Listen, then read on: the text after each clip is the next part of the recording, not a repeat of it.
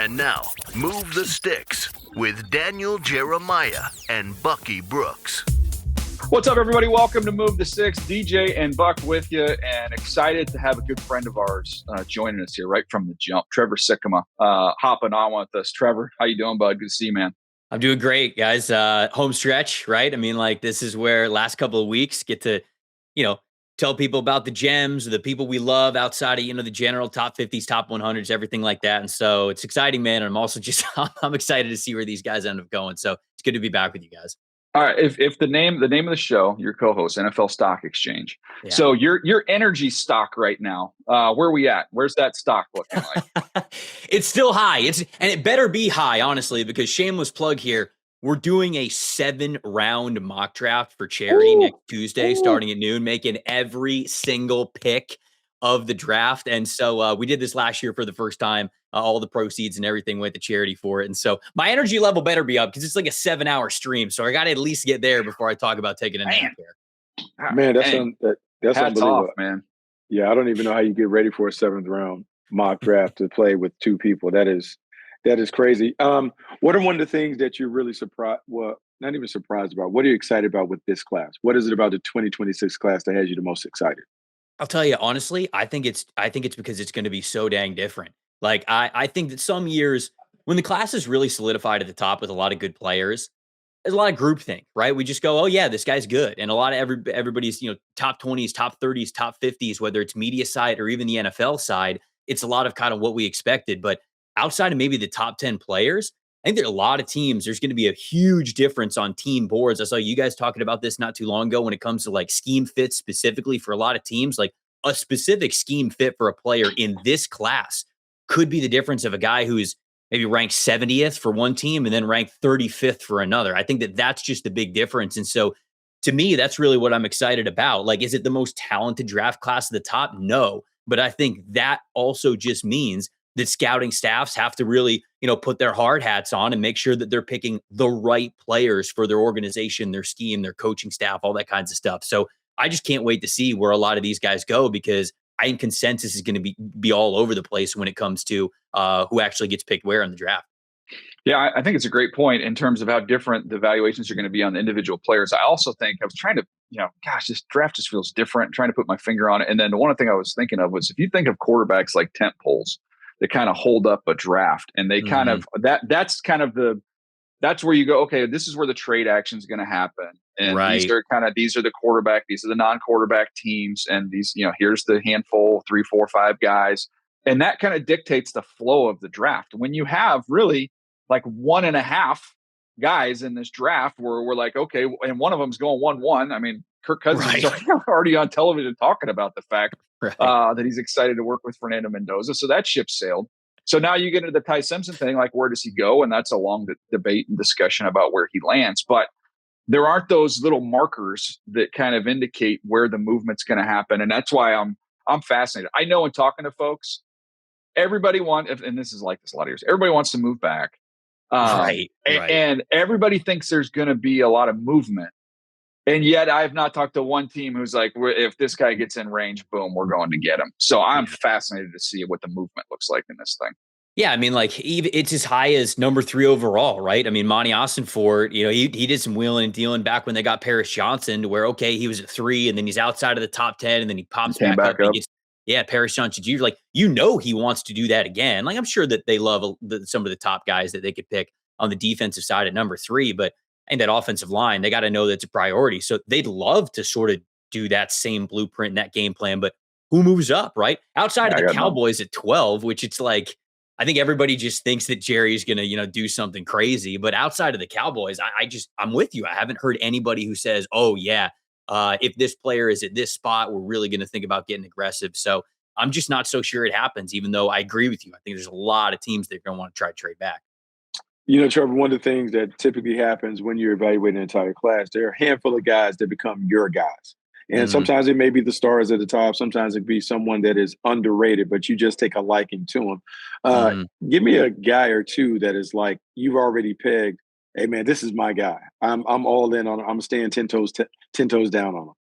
Man, I feel as though one guy that really comes to mind who's sort of more of like the mid day 2 pick, and I didn't really get to an in-depth study of him until late is Deshaun Stribling from Ole Miss. This is somebody who, man, I think that he's got all the talent in the world to be able to be somebody who could be like a wide receiver 2, wide receiver 3 in the NFL, especially for a team that really likes to keep things vertical. I mean, he's got those big hands, measured in with big hands. He attacks the ball when it's in the air. He knows how to run those slot fades and really get vertical from that slot position, but he can also be really strong at the line of scrimmage too. I think that once Trinidad Chambliss became the entrenched quarterback at Ole Miss, that's when you really started to see that top tier production from him. And if we would have sort of hit the ground running at the beginning of the year there, I think he's over 1,000-yard receiver this past season. So he's somebody who, just off the top of my head, one of the guys that I feel like I'm a little bit higher on when you say something like that. Yeah, I'm looking at him right now, and I've talked to a bunch of teams. His name has come up a lot. So I have him right now. He's my 12th receiver. And I have Ted Hurst one spot in front of him as my 11th receiver. And I think both those guys are fascinating players, and that they're both big, but they're not tight. They're both smart. Like when you talk to teams that have visited with them, they're going to be able to learn, pick things up. And to me, when you're looking at guys who aren't tight, they're big, they catch the ball really, really well, they track it really, really well. Man, there's a lot to like there. And the Stribling thing, like I would say, if you're going to ask me names that have come up more than any other over the last literally like 10 days, like 10 days to 2 weeks, he would be at or near the very top of that list. Like he's caught some serious steam coming down the home stretch. Yeah, again, I mean, I think that when you pop on the tape, again, maybe the overall stats a little underwhelming. I just haven't really heard his name much because he was at Oklahoma State before he was at Ole Miss. But the more that I watched of him, the more I was pretty solidified that I feel like this guy can be a baller in the NFL. And anytime you've got the ability, the athletic ability and the strength ability to be flexible and play inside out, I think that's really, really important. Yeah, I break up when I do wide receivers. I do break them up into 3 different categories. Like I talk about guys who are X's, some Z's, and then more slot only type of players. So I do that to allow these guys to shine a little bit more on their scouting reports. And scouting is a lot about what you can do. But even with that being the case, when you're versatile, when you could play slot and Z, when you could play X, but also be a good big slot, like whatever it is, I think that's going to catch the eye of NFL teams that want to stay as multiple as possible at all times. So real quick, Buck, I looked that up, and this is like what I've been doing a lot of lately is going, okay, this is how I have them stacked. Let's just go last year, for example, and you can look at historical numbers over the last 5 years. But like last year, the players that I have, we just talked about Hurst and Stribling, that would have been the 74th and 79th pick in the 3rd round. So this is the fun time of year where you can start looking at it going like, okay, like this guy is, you might have been thinking about a player like this guy's a 4th round pick. And then when you put the numbers together, you're like, no, this guy's going to go in the 3rd round, And Yeah. I think I wouldn't be shocked if Stribling with as much heat as he has, if he somehow snuck into the bottom of the 2nd round, it wouldn't floor me. Yeah, I've got him at 57 on my board. Well, So there you go. So if I'm a little bit higher on him, that feels like the range for kind of what you're talking about with how much teams like him. Yeah, no, that's right where he is. This is the fun stuff, Buck. This is where you can start getting a sense to kind of see the picture come into focus a little bit of where these guys might actually end up going. Trevor, I got to get your take because one of the more polarizing prospects in the draft has been Ty Simpson, and everyone has a take on, is he a 1st rounder? Is he someone that goes on day 2? What's your general sense on who he is and what he becomes in the league?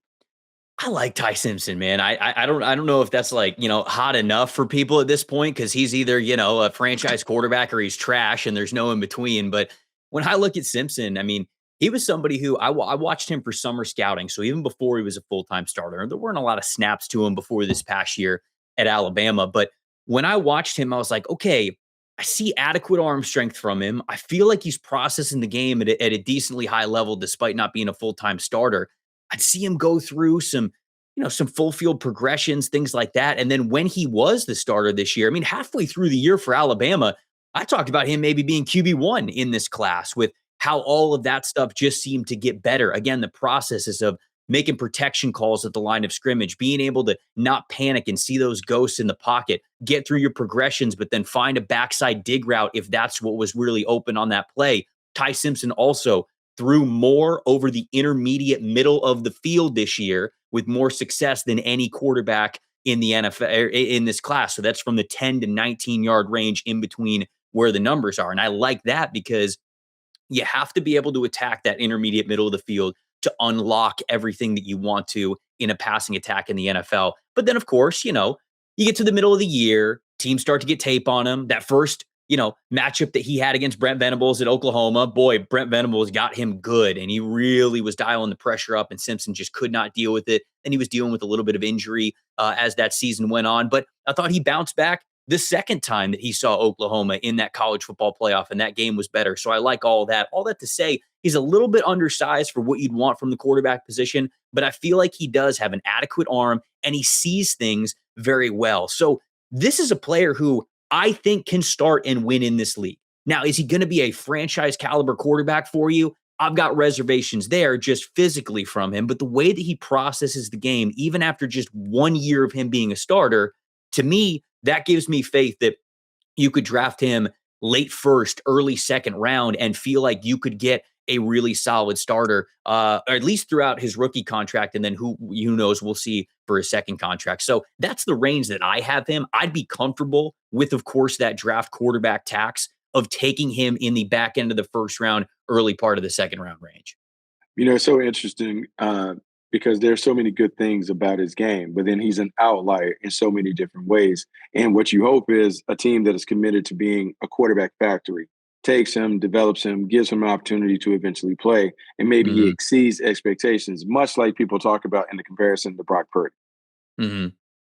No, I see that. The funny thing to me about the this whole thing on Ty Simpson is I feel like you've got what's perceived as the Ty Simpson camp, and then there's the Ty Simpson haters. And then when you just step back and listen to them both describe the player and talk about where they're comfortable taking him, it's exactly the same spot. Exactly. I feel like I'm like, what are we arguing about? Like we're all saying the same thing. It's just we're saying what we saw was the good, which you take that for what it is, and that's what gives you encouragement that this can be a starting quarterback in the NFL for all the reasons you mentioned. I mean, the touch, the vision, all the intangible stuff off the charts, but then you factor in the lack of size, the questionable durability because he broke down at that size, and the inexperience. It's just a scale. You're saying I like him. I have my concerns. I have things I like about him. We're all saying the same thing. I think if you were to stack all the players up for almost everybody, I would say he's probably in the 25. He's probably between 25 and 40 for just about everybody that does this. I got him at 28. Yeah. So that's right there in that range. But you he's guys know how it is for me.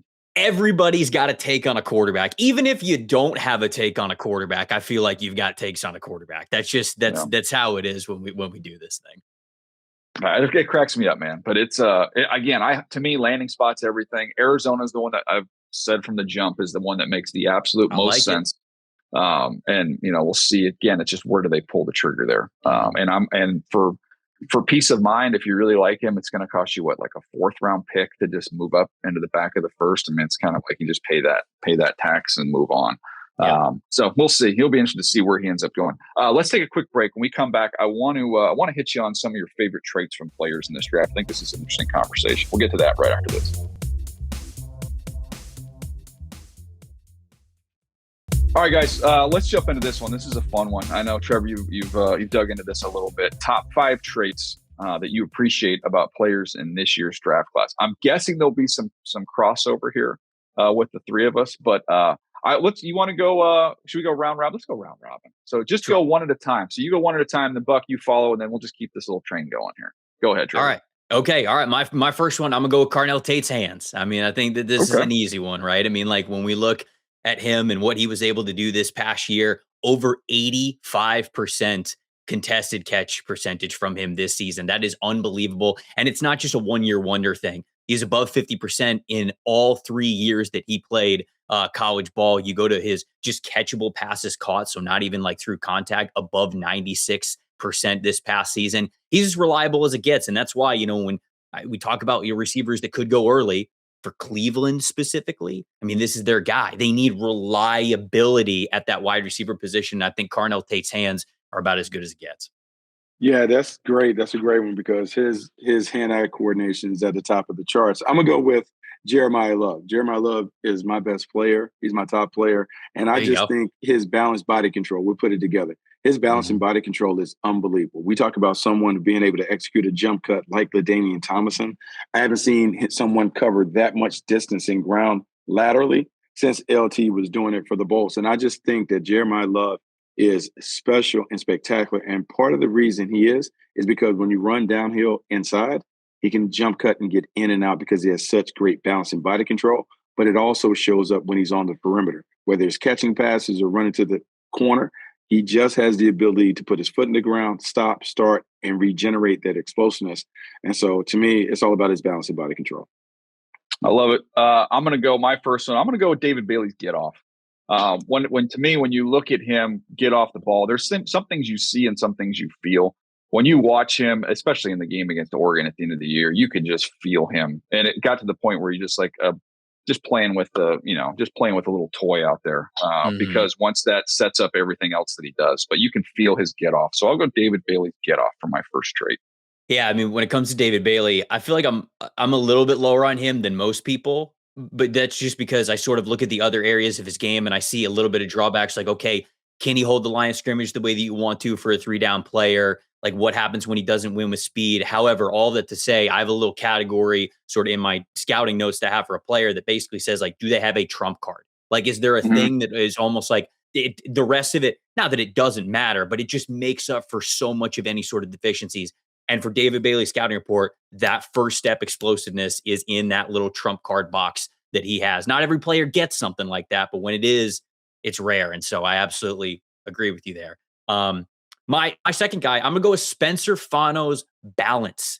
I look at him and I think that he is just such an incredible natural athlete. Not only watching this on his film, but I know you guys were at the combine. You got to see this when he was on the field, going through the on-the-field drills.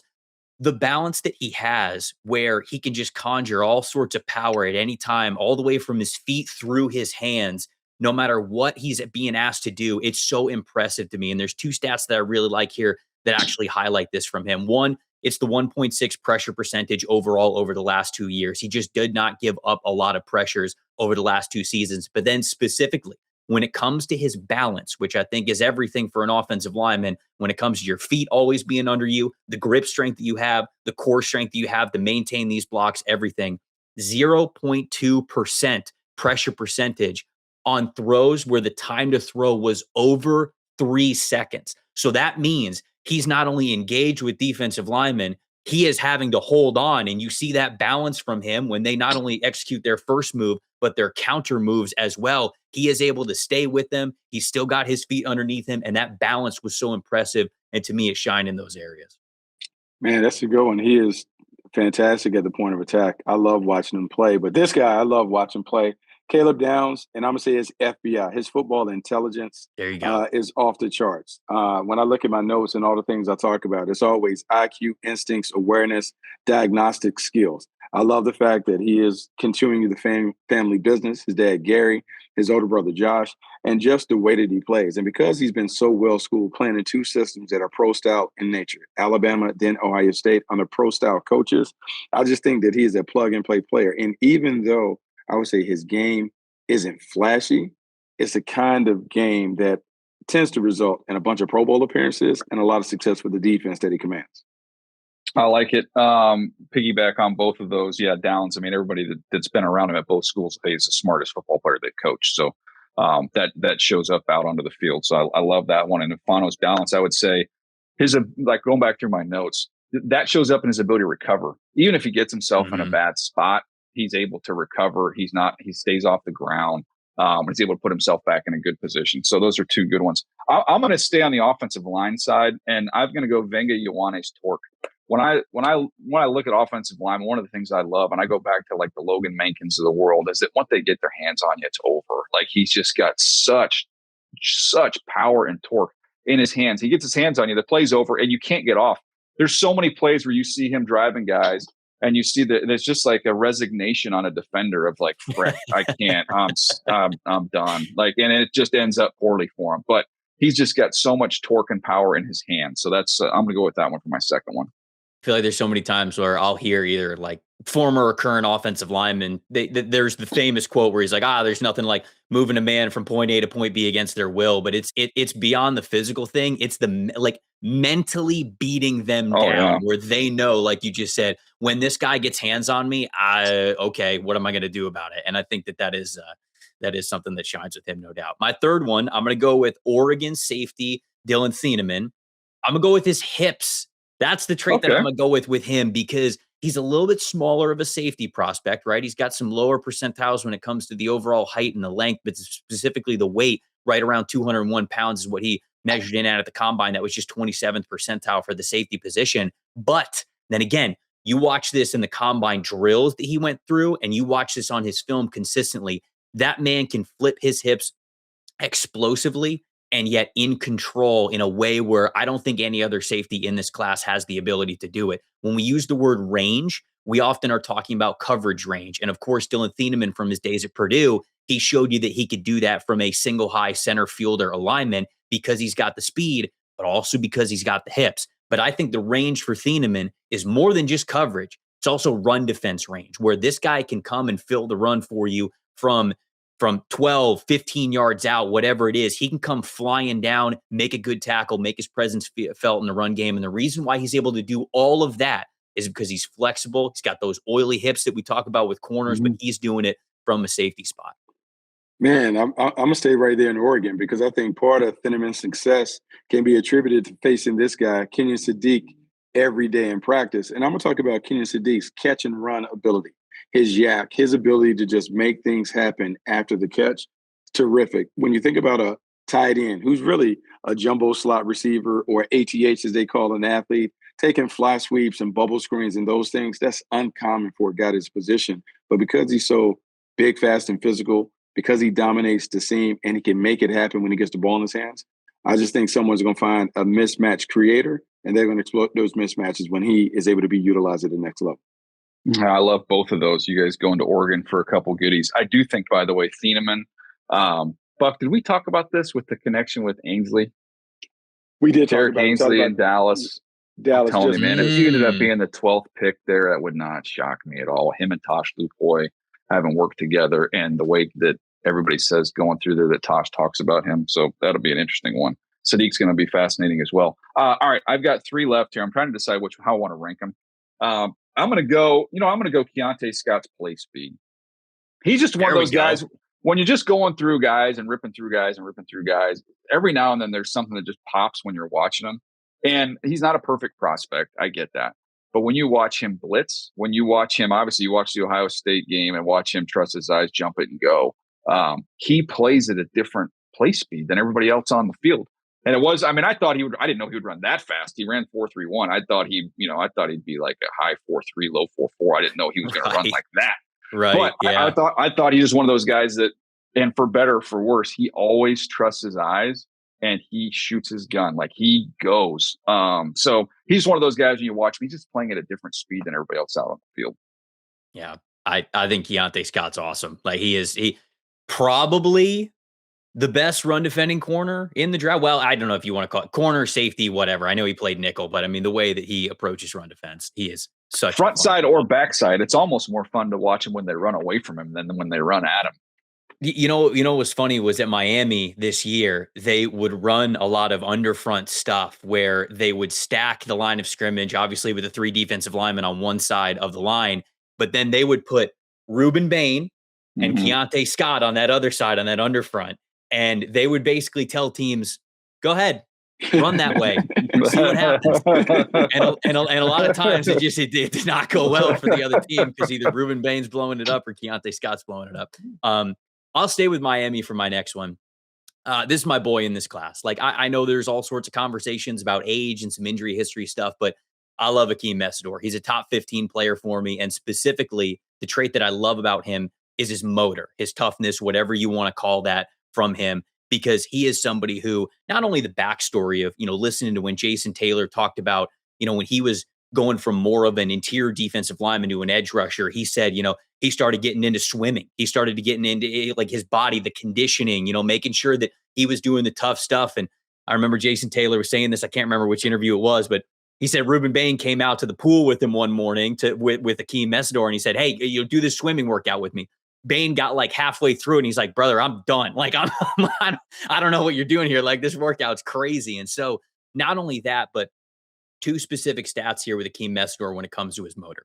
He was number 1 in the FBS in pass rush win percentage when the time to throw was, again, over 3 seconds, over 30%. That meant that this man was continuing to work, continuing to counter. Whenever the quarterback had the ball, that meant that the rep was still going and he still had a chance to make a difference and get out there. Now, that's not to say that he wasn't a difference maker on snaps that were, 2.5 seconds and earlier when it came to quarterbacks throwing the ball, because he was still 23rd in the FBS at pass rush win percentage in that category. But it's the effort, the plays downfield, the chasing and hunting the football. If it's all the way to the sideline and 30 yards down the field, that's what Akheem Mesidor does. And I think he's at home right now at 6'3", 265 pounds at that weight. And I just love his relentlessness, that motor that he plays with. I think he's a stud.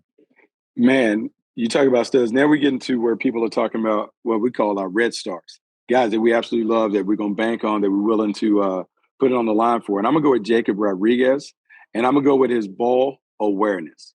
And the reason why I want to just highlight him is coming into the process, I was like, look, he's an undersized playmaker. He does all the things with his instincts and awareness. He's always around the ball magnet. But then you see him work out at the combine, and you really get a chance to see his athleticism. I'm all in on this dude being a fantastic player at the next level in terms of just being able to create disruption. Undersized, some guys just kind of figure out a way to get it done. I just know whenever Texas Tech needed to play, he was somewhere around the ball. And so I just think that translates to the next level. He's a demon when it comes to being able to get after it. When he got the Senior Bowl, he was punching the ball out every other day. So it was just like crazy, dude. Crazy. Cover that thing up, man, when that guy's out there on the field.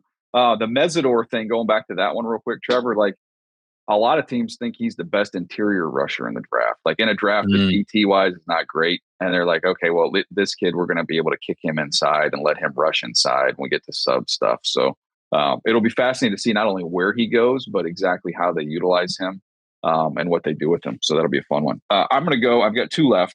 I'm going to go Jadarian Price's vision is my next one. Okay. I think he just sees things really, really well. And it's, he ran fine, but he plays faster than even he ran just because he sees things and processes it very quickly and very naturally, and he's very smooth. So that's one when you're watching those two guys play.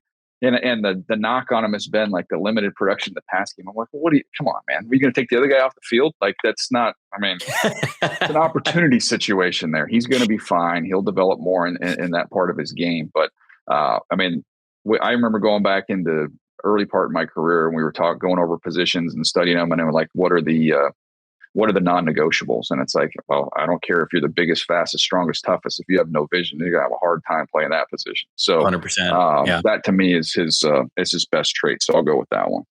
Yeah. All right. Last one for me. It's D'Angelo Pons.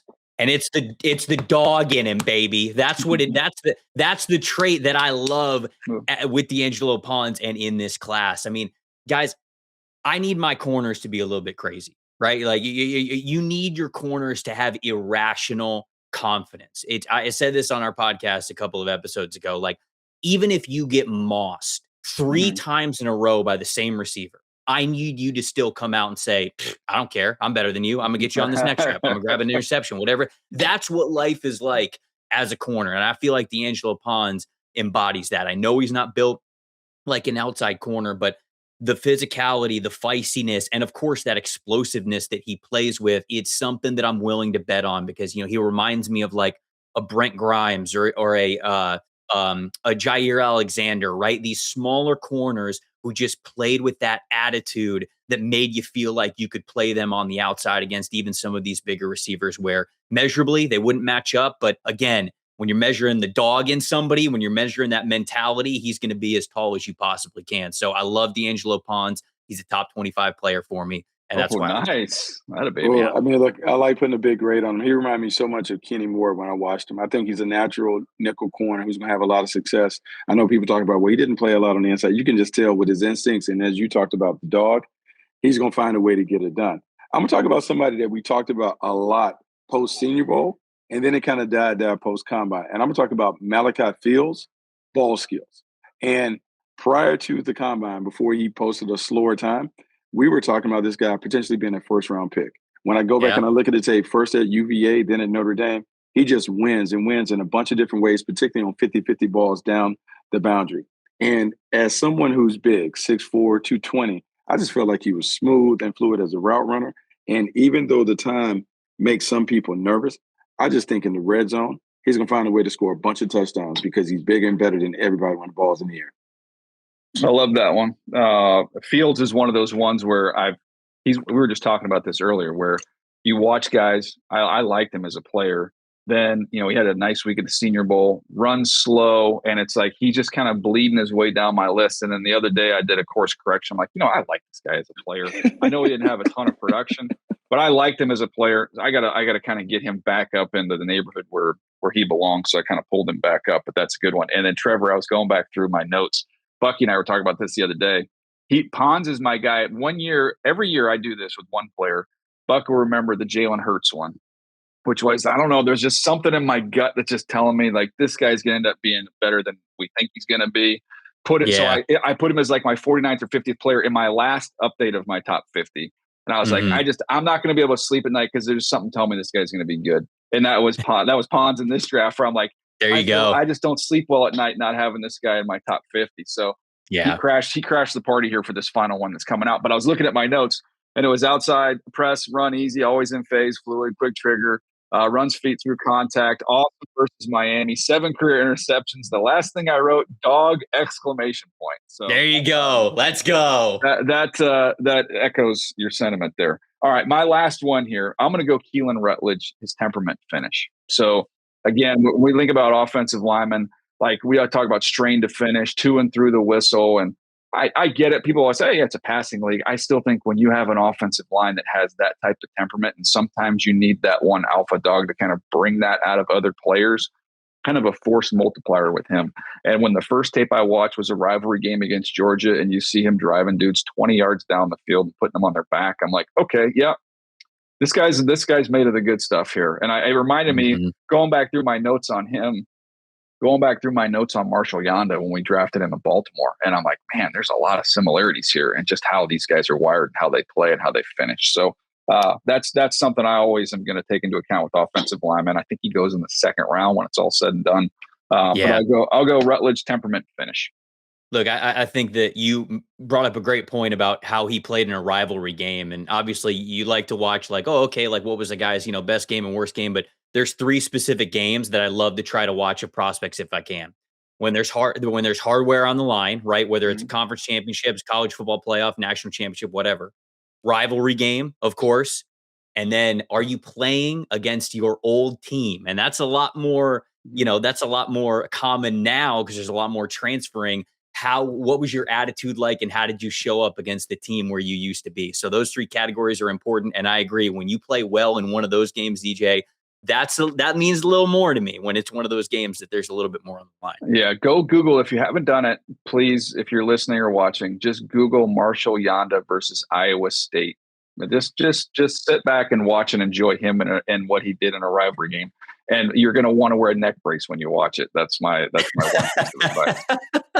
Goodness gracious. All right, let me recap here. So we've got Tate's hands, we've got Fano's balance, we've got Thieneman's hips, Mesidor's motor, Pons' dog. That's Trevor. Bucky's got Love's balance, Downs' FBI, Sadiq's yak, or Rodriguez ball awareness, Fields' ball skills. And then I've got Bailey's get off, I've got Ioane's torque, Price's vision, Keionte Scott's play speed, and Rutledge's temperament finish. I think those are 15 good nugs right there, boys. I think we kind of accentuating what these guys do. And I'll go back to one of my buddies has always brought up this analogy, which I love, which is when you're talking about players and you're talking about what is their one superpower, or maybe they can only do one thing. And he goes back to the movie, The Three Amigos. Like, well, we can't do anything. And he's like, what can you do? Can you do anything? One thing. He's like, we can sew. Boom. Let's start sewing. That's what we're doing.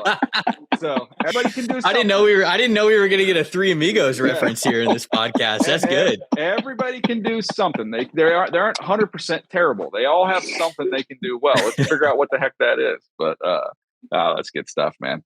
Trevor, what does it look like with this mock drafts coming up? 7 rounds. Yeah. Outside of that, what do you got from now to the draft? Yeah, man. Obviously, we're doing the same things a lot of you guys are, where it's the final big board's going to come out very soon. We'll do the final predictive mock, all that good stuff, and then on the Stock Exchange channel, myself and Connor Rogers will kind of do the thing where we're recapping, for the day 1, day 2, day 3. We'll do the draft grades, all that great stuff. So, like I said at the top of the show, man, I'm excited to see where these players go. Let's start talking about them, with teams and with coaching staffs, and see how some of all these traits that we discussed today, how they can shine in those new teams. I can't wait, man. Yeah, it's a fun time of year, man. We appreciate you carving out some time for us today. We always love having you on, and I'm sure we'll be in touch as we get through these next couple weeks, and maybe do a little recap episode once we get through this bad boy. There we go. I'd love it. I appreciate you guys. I'll come back anytime. Thank you. All right. Well, there you go. Trevor Sikkema, appreciate his time. Buck, we will be back again. Another episode coming your way as we approach the Masters weekend. By the way, I'm watching that tournament, and have been on that course, they're a little better at that, navigating that. I'm noticing that. All right. We'll see you next time right here on Move the Sticks.